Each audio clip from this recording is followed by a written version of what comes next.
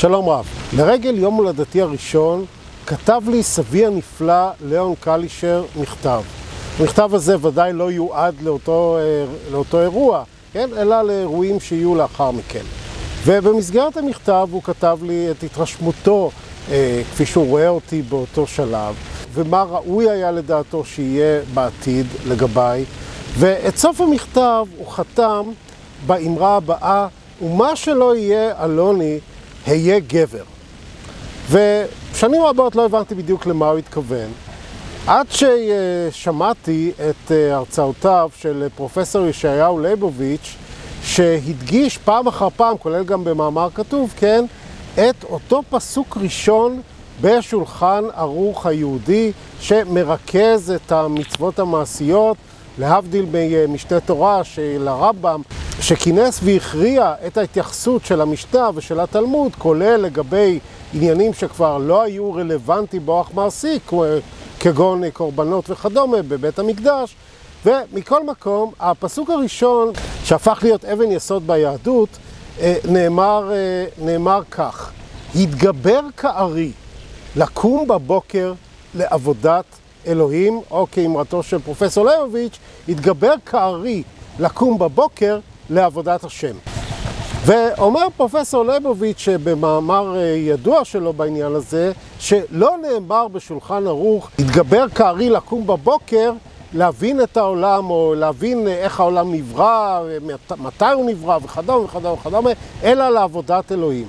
וכשאנחנו מתבוננים על שולחן ערוך, אנחנו רואים שהטקסט המכונן הזה ביהדות נעשה באופן שבו כותב הטקסט יוסף קארו בחן סוגיות שונות ביהדות המעשית, כן? בסוגיות שונות במצוות המעשיות של היהדות והרלוונטיות לזמנו, והכריע על פי דעת רוב שלושה חכמים בעיקר, שהם הרמב"ם, הריף והראש.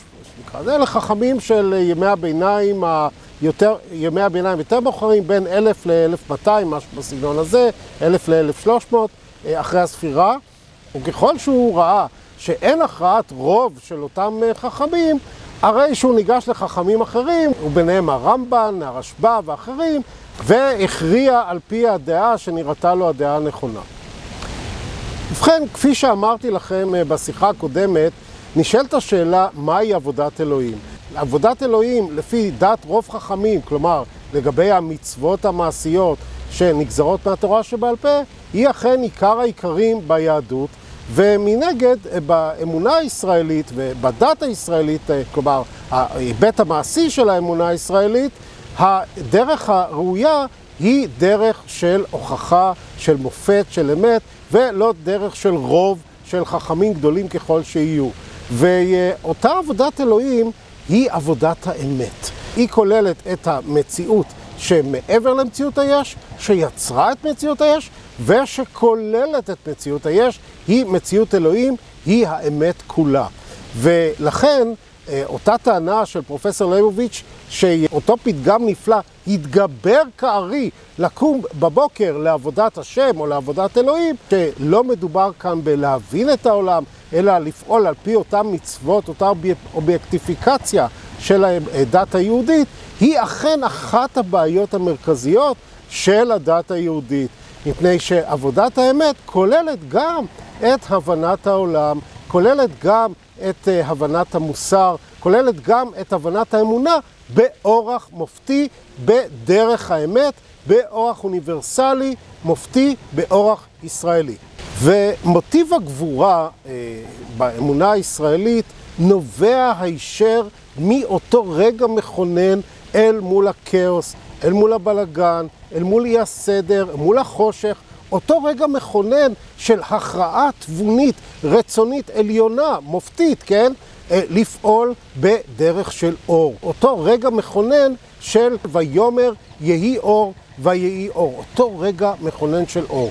כי אותו שלב שבין 0 ל-1, או בין כל שגיאה שהיא לבין תיקון השגיאה, אך על אחת כמה וכמה, כאשר מדובר במציאות כוללת, במציאות למשל מציאות חברתית כוללת, גם מציאות מדעית כוללת שמקובלת על הקהילה המדעית או על הקהילה הפרשנית, זה יכול להיות במשפט, זה יכול להיות בתחומים אחרים, כן? אותה הליכה מול המציאות הזו דורשת בהכרח גבורה, דורשת בהכרח להתגבר, דורשת בהכרח להתגבר כארי כדי לקום בבוקר, אבל לא רק בבוקר, אלא אולי אפילו יותר מכך בערב אל מול החשיכה, ובכל שלב ושלב משלבי היום, כפי שנאמר על ידי משה בספר דברים, כן, בקומך ובשכבך ובדרך וכדומה וכדומה וכדומה. בשנת 1947 לערך הלך רועה בדואי לחפש אחר עז שהלכה לאיבוד ונכנסה לאיזושהי מערה באזור של צפון ים המלח. והוא לא הצליח להוציא אותה משם, לא הצליח להגיע לשם, והוא זרק איזושהי אבן לתוך המערה כדי לגרום לעז לצאת החוצה, ואותה אבן פגעה באיזשהו חרס, והוא שמע את צליל החרס, וכשהוא הלך לראות מה יש שם, הוא גילה את המגילות הראשונות שהתגלו לאחר כ-2000 שנה, מגילות ים המלח, כאשר הראשונות שבהן כללו בין היתר את מגילת מלחמת בני האור בבני החושך. במסגרת אותה קבוצה, אותה כת של יחד, אותה כת שיוספוס פלביוס ראה בה את כת האיסיים, שחיו בחיי שיתוף מלאים לצורך עבודת אלוהים, אחרים רואים בהם את אותם צדוקים שירדו מגדולתם בימי היוונים, החשמונאים וכדומה, שהלכו למדבר כדי לשמר את המסורות הקדומות, את המסורות שראו בהן את מסורות האמת, ואותו אקלים מדברי שימר לנו את ספרי התנ"ך וגם ספרים חיצוניים לתנ"ך שלא התקבלו ביהדות, התקבלו בגישות אחרות, למשל בנצרות וכדומה, ובין היתר ניתן לראות באותם ספרים חיצוניים לספרים שבסופו של דבר אוגדו במסגרת התנ"ך, היבטים שונים שיכולים להסביר לנו מדוע הם לא התקבלו על ידי אלה שאיגדו את התנ"ך לספר שאנחנו מכירים אותו היום ובתוכו התורה. במגילת מלחמת בני אור בבני החושך, שמן הסתם אולי יש לה השפעות זרטוסטריות וכדומה, כן? שהרי זו מגילה שמתוארכת משהו כמו המאה השנייה או השלישית לפני הספירה, משהו בין המאה הראשונה לשלישית לפני הספירה. אנחנו רואים טענה שיבוא יום שבו תתרחש מלחמה בין בני האור, שהם בני שבט יהודה, לוי ובנימין, לבין בני החושך שכוללים את בני אדום, בני מואב, בני עמון, בני פלשת וכדומה, שהם פועלים במסגרת חיל הבליעל. אותה מלחמה תארך בין בני האור שהם מגובים על ידי המלאכים, על ידי כוחות הצדק וכדומה, אל מול בני החושך שהם נעזרים בקבוצה או חברים מבני ישראל שנקראת מרשיעי הברית, מה שנקרא, כן? ואותה מלחמה תארך בשלבים, כאשר שלב ראשון, כאשר 3 פעמים ינצחו בני האור, 3 פעמים ינצחו בני החושך, במסגרת מערכה כוללת שתארך כ-40 שנה, כמובן בהקבלה ל-40 שנות הליכת בני ישראל במדבר סיני, ובסופו של דבר המערכה תוכרע על ידי יד האל, מה שתקרא. ובכן, אנחנו רואים במגילה הזאת, כפי שאנחנו רואים במגילות חיצוניות אחרות, איזשהו שוני מהותי אל מול הספרים שמאגדים את התנ"ך, אולי למעט ספר דניאל, ואני אגע בזה בהמשך. כלומר, אותה התייחסות למלאכים, אותה התייחסות לכוחות שהם לא אלוהים מצד אחד, מצד שני הם לא בני אדם, מה שנקרא, שקיבלו ביטויים שונים במסגרת 3 הדתות המונותאיסטיות הסובייקטיביות ביהדות, בנצרות ובאסלאם. ואותה התבוננות במלאכים, מה שנקרא, שבעברית מלאך הוא שליח, ויש לזה עוד משמעויות שאני לא אגע בהן כעת, משמעויות יותר עמוקות, רציונליות, מופתיות, לא מיסטיות, כן? ואותם מלאכים נתפסו על ידי היהדות במקורות שונים כאיזה שהם ישויות רוחניות שהם לא אלוהים ולא בני אדם, שהם יצירי אור, מה שנקרא, כן? שהם תאורות, ובין היתר התבוננו בהם כמלאכי השרת, מונח שלא נמצא במקרא בשום מקום, כן, ביהדות, שהם בעיקר רפאל, גבריאל, אוריאל ומלכיאל, כן, מה שנקרא, כן, ובנצרות אנחנו רואים את גבריאל, ובאסלאם אנחנו רואים את גבריאל וכדומה, ואני אגע בזה בהמשך הדברים. ובכן, אותה התבוננות במלאכים כישויות רוחניות וכדומה, היא התבוננות שיש בה סממנים מובהקים של מיתולוגיה אלילית, הייתי אומר, של מיתולוגיה פגנית, הייתי אומר, אם אנחנו מסתכלים על הפשט של הדברים, כן? אם אנחנו מסתכלים על המלאך שאחראי על הרפואה, או המלאך שאחראי על עבודת אלוהים, או המלאך שאחראי על הגבורה ועל העוז וכדומה וכדומה וכדומה. וכשאנחנו מסתכלים במקרא, אנחנו למעשה, חוץ מספר דניאל שבו נזכר גבריאל, וגם בהקשר שאפשר לפרש אותו אחרת לגמרי, אולי אפילו הפוך, כן, אבל זה עניין אחר, אנחנו לא רואים שמות של מלאכים, זה עניין שיותר אופייני לאחר מכן בימי בית שני, וכמובן בנצרות ובאסלאם, כלומר ביהדות, בנצרות ובאסלאם, לא בדת המקורית, לא באמונה המקורית, ואנחנו רואים הופעה שנקראת מלאך אלוהים, או מלאך יהובה וכדומה, ואני אגע בזה בהמשך. אבל בשיחה הזו אני מבקש להידרש לאותו מלאך בשם גבריאל, אשר אני קורא לו הגבורה. כלומר, לא מדובר במלאך, איזושהי ישות רוחנית, אלא מדובר באידאה של מידות. יש אידאות שונות, ואני אדרש לזה בהמשך. אני מדבר כרגע על אותה נגזרת של מידה שנגזרת מאותו מעבר, מאותו מאבק, שהוא הכרעה רצונית נעלה, תבונית רצונית נעלה, של המעבר מהחושך, של המעבר מהשגיאה, מהחוסר, מהתהום, מהכאוס, אל עבר האור. ובכן, כפי שאנחנו רואים באורח רציונלי, בהכרח כשאנחנו מסתכלים על מה שראוי שיהיה, ואנחנו מתבוננים במעבר מ-0 ל-1, או בכל התבוננות על מציאות שגויה, ובקשה לתקן אותה בצורה רצונית, תבונית, מופתית, רציונלית, אנחנו רואים בהכרח הידרשות לגבורה, הידרשות לאומץ, הידרשות להליכה מול פני המציאות, הידרשות לאומץ וגבורה בהליכה אל האור. ובנצרות אנחנו רואים דגש באמת על עניין המלאך גבריאל או עניין הגבורה, כאשר המלאך גבריאל בא אל זכריהו, אביו של יוחנן המטביל, ואומר לו שאשתו אלישבע תלד בן, ולאחר מכן הוא בא אל מרים, אמו של ישוע, כן, וגם לה הוא אומר שהיא תלד בן, כמובן מרוח הקודש וכדומה, כן, וכמובן שסיפורים אלה מזכירים מאוד גם את סיפור שמשון עם מלאך יהובה שבא אל האם ההכרה וכדומה וכדומה, ושמשון הוא כמובן סיפור של גבורה, של אומץ לב. הוא כמובן מזכיר לנו גם מסורות מיתולוגיות יווניות, כגון האל זהוס, מלך האלים, שמגיע לארץ באיזושהי צורה כלשהי, איזשהו פורמט כלשהו של יונה או משהו בסגנון הזה, כן? ובא אל בנות האדם, ולאחר מכן נוצר חצי אל, אחד מהם הוא הרקולס, הגיבור, וכו' וכו' וכו'. והיבט נוסף של אותה גבורה בנצרות, הוא כמובן העמידה של ישו אל מול הסנהדרין, ושם נאמר בין היתר, וישוע החריש, ויען הכהן הגדול ויאמר לו, משביעך אני באלוהים חיים, שתאמר לנו אם אתה משיח בן אלוהים. ויאמר אליו יהושע, אתה אמרת. ואני אומר לכם, מעתה תראו את בן האדם, יושב לימין הגבורה, ובא עם ענני השמיים. ואותו ביטוי הוא כמובן לכאורה אי אמירה שהוא יושב ליד אלוהים, מפני שבמסורת של ודאי מימי בית שני, ראו בביטוי הגבורה את הביטוי לאלוהים, כן, מפי הגבורה וכדומה וכדומה וכדומה. אבל הגבורה היא לא אלוהים, אלוהים הוא כל האמת.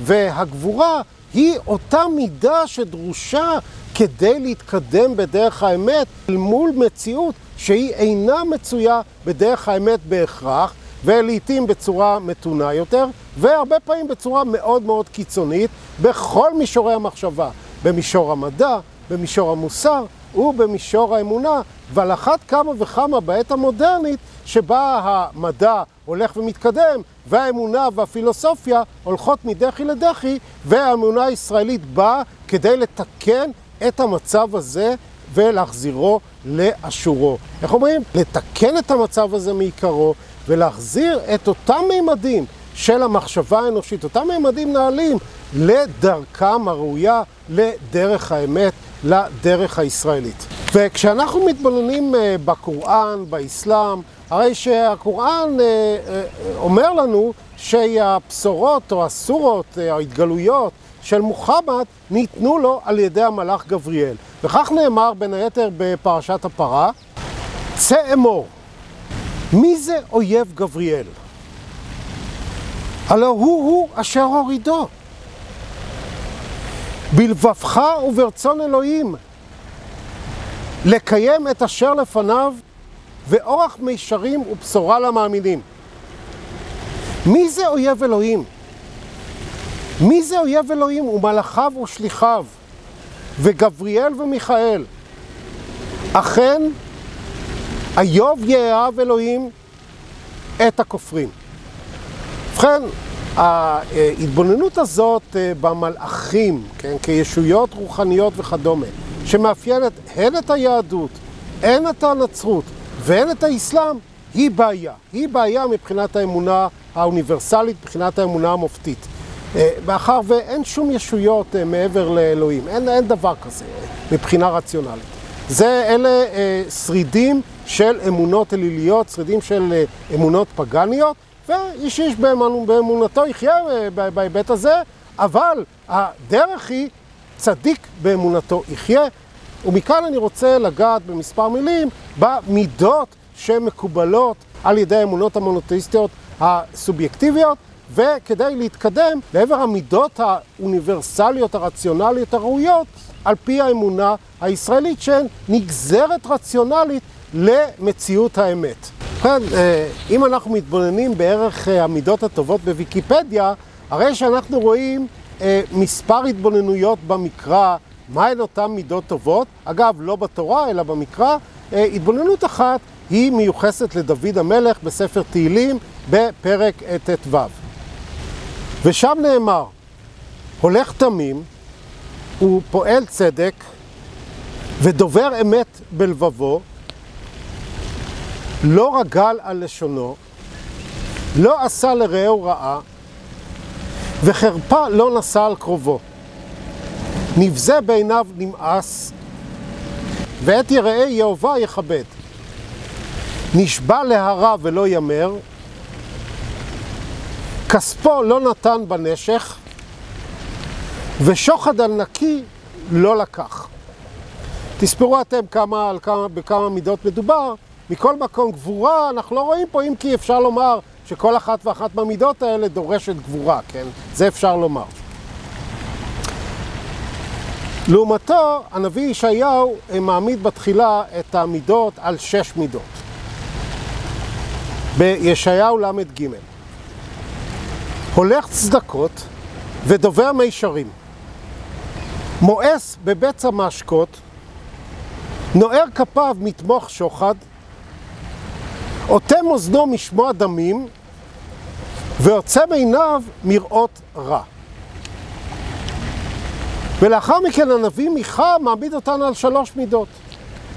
עשות משפט ואהבת חסד, והצנע לכת עם אלוהיך.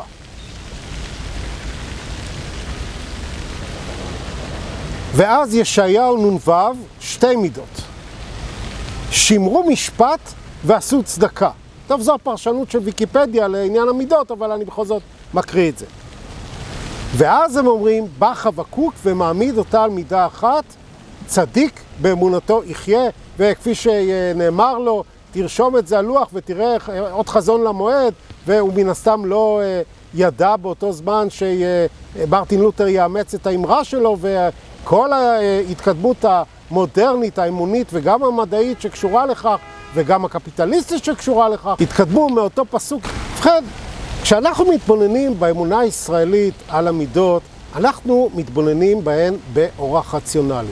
לא מלאכים כישויות רוחניות, אלא מידות, ואנחנו נראה גם בהמשך גם היבטים אחרים של אותה התבוננות שקרויה מלאכים, אותם שליחים כביכול, כן? אותה התבוננות של מלאכים, של שליחים שכן נזכרת במקרא, ואותה פרשנות רציונלית מופתית לאותה התבוננות שהיא שונה לחלוטין מכל מה ששמעתם עד עכשיו. ובהיבט הזה אני מבקש להידרש לשני הפילוסופים הגדולים ביותר שקמו עד היום, שני הפילוסופים היווניים, אריסטו וקודמו אפלטון. ואריסטו בא ואומר שהמידות הטובות נגזרות מדרך האמצע, מכלל הזהב. אותו טוב שהוא השאיפה לאושר, כלומר השאיפה לשלמות, ואנחנו יודעים שאדם לא יגיע לשלמות, כן? והוא מחפש את הטוב כשלעצמו, את האושר כשלעצמו, והוא רואה באושר כשלעצמו את ההתקדמות העיונית, להבדיל מהתקדמויות אחרות בתחומים שונים, או הנאות שונות, כן?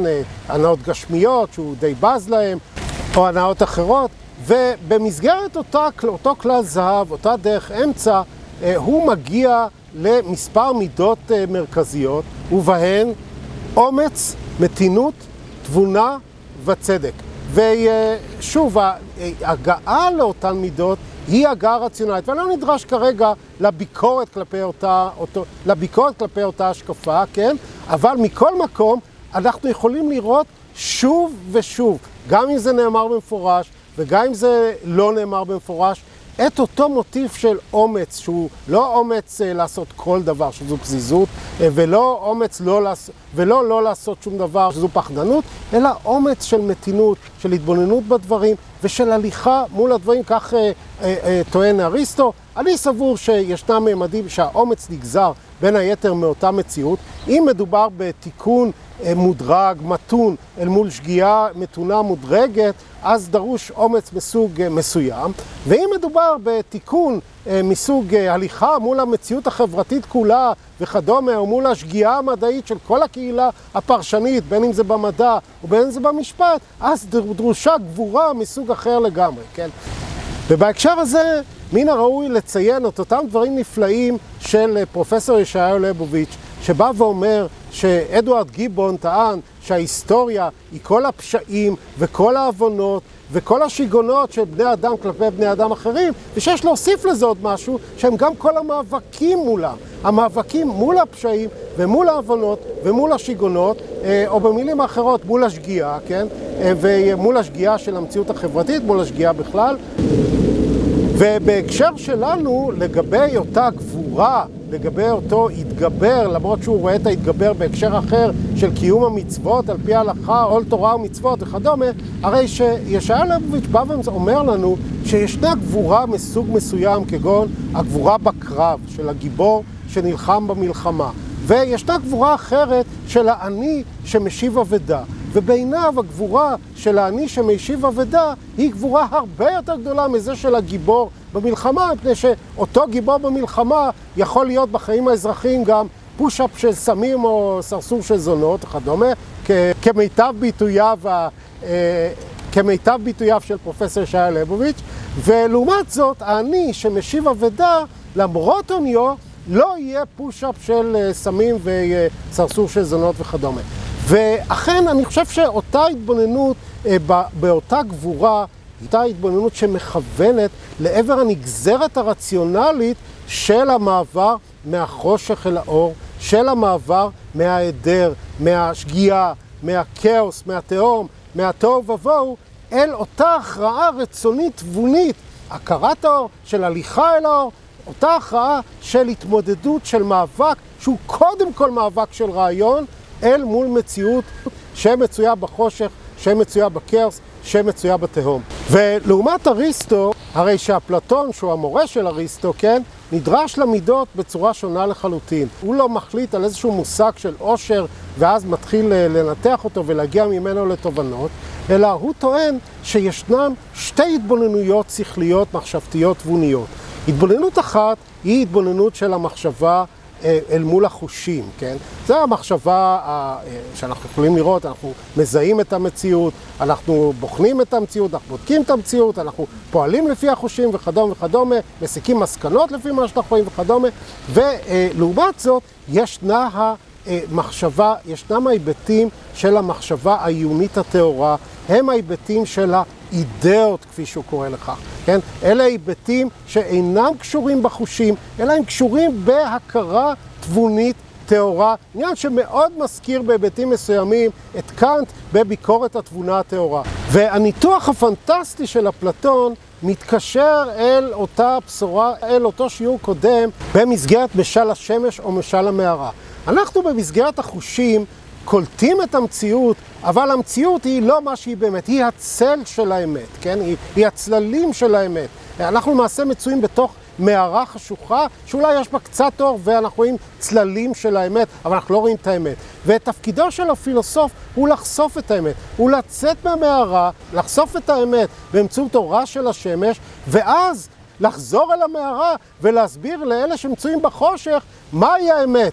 ולפי המשל שלו, משל המערה, הם גם הורגים אותו בסופו של דבר. וכשאנחנו מתבוננים באחת מפסגות הפילוסופיה המערבית, בפרידריך ניטשה, בניטשה, אז אנחנו רואים גם את מוטיב הגבורה. אבל מוטיב הגבורה אצלו הוא אחר לגמרי, הרי מבחינתו הפורמלית, אלוהים מת, המוסר מזויף, אותם מידות וכדומה, ביטויים לרצון לשלוט, ביטויים של חולשה וכדומה, ומבחינתו הגבורה מתבטאת ברצון של האדם למצות את עצמו מתוך הרצון לעוצמה לעבר העל אדם. ובכן, זאת גבורה מסוג אחר לגמרי. זאת גבורה של האנוכיות, זאת גבורה של הרצון לעוצמה, לעומת גבורה באמונות הסובייקטיביות, ועל אחת כמה וכמה באמונה האוניברסלית המופתית, שהיא גבורת האמונה התבונית. אותה גבורה שמאפיינת את הדתות הסובייקטיביות, כולל אותה התבוננות במלאכים שמאפיינת את כל שלוש הדתות הסובייקטיביות, ובהן ההתבוננות בגבריאל, בגבורה, בהתגבר וכדומה, כאשר באמונה הישראלית, באמונה המופתית האוניברסלית, הגבורה מתבטאת באורח רציונלי, במעבר מהחושך אל האור, במעבר מההיעדר, מהשגיאה אל התיקון, במעבר המופתי, במעבר האוניברסלי, במעבר הישראלי, שמתוכו אנחנו רואים באופן רציונלי שנגזרת גבורה. אבל הגבורה הזו היא גבורה אחרת, היא התגבר אחר. היא גבורה אמונית תבונית. לא גבורה של מלאכים, לא גבורה של מיסטיקה, ודאי לא גבורה של רצון אנוכי לעוצמה, אלא גבורה של תיקון המצוי לעבר הראוי, שכולל את המצוי לעבר האמונה התבונית, האוניברסלית, המופתית, לעבר האמונה הישראלית. ובשיעור הבא אני אדרש לחלק השני של בשורת האור, שבו מופיע לראשונה בפרשת בראשית מוטיב הטוב, כן? וירא אלוהים את האור כי טוב. תודה.